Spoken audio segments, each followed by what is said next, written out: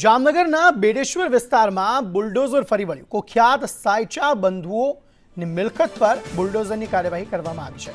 5000 ચોરસ મીટર જગ્યામાં 11 મકાન પર બુલડોઝર ફરી વળ્યું છે। એસડીએમ, એસપી સહિતના અધિકારીઓની હાજરીમાં આ કાર્યવાહી કરવામાં આવી છે। તો રાજ્યમાં હજુ પણ એ કાર્યવાહી અસામાજિક તત્વો વિરુદ્ધ જે કાર્યવાહી થઈ રહી હતી તે યથાવત જોવા મળી રહી છે। જામનગરમાં સાયચા બંધુઓની જે મિલકત હતી તેના પર તવાઈ બોલાવાઈ, બુલડોઝર ફેરવી દેવાયું।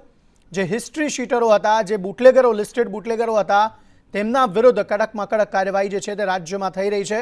ત્યારે જામનગરમાં પણ આવા 11 મિલકતો પર તવાઈ બોલાવી દેવામાં આવી। મોટા અધિકારીઓની હાજરીમાં મનપા દ્વારા આ કાર્યવાહી જે છે તે કરવામાં આવી છે। જામનગર મહાનગરપાલિકાની હદમાં આવેલા બેડી વિસ્તારમાં આજે ડિમોલિશનની ડ્રાઈવ કલેક્ટર તંત્ર દ્વારા પોલીસના સહયોગથી કરવામાં આવી રહી છે। અંદાજે 5000 ચોરસ મીટર જેટલી જમીનને સીલ કરવામાં આવી રહી છે। આપ સૌ જોઈ શકો છો કે સ્થળે ખૂબ વિશાળ માત્રામાં બાંધકામ થઈ ગયા છે, ગેરકાયદેસર બાંધકામ છે। અંદાજે લગભગ 10 કરોડથી 12 કરોડ રૂપિયાની કિંમતની બજાર કિંમતની જમીનને ખુલ્લી કરવામાં આવી રહી છે અને એનો કબજો સરકાર પાસે આજે નહીં લેવામાં આવી રહ્યો છે। ગેરકાયદેસર બાંધકામ કરેલું છે, જેમાં ટોટલ 11 મકાન છે।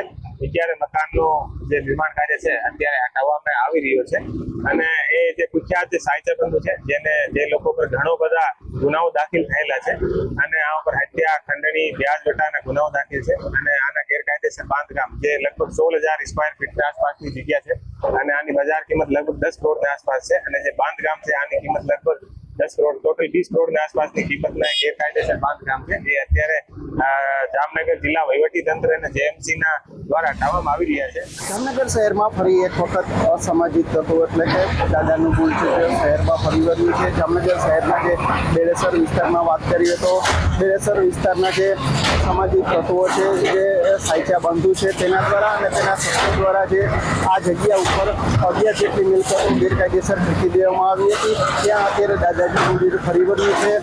વહીવટી તંત્ર પણ આ બાબતે સાબદું થયું છે અને જિલ્લા પોલીસ વડા પણ હાલ અત્યારે જગ્યા પર પહોંચી ગયા છે।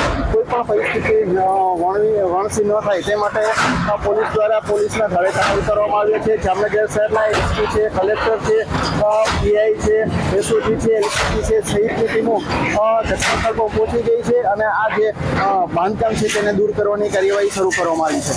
ભૂપેન્દ્ર ગોહિલ, સંદેશ ન્યૂઝ।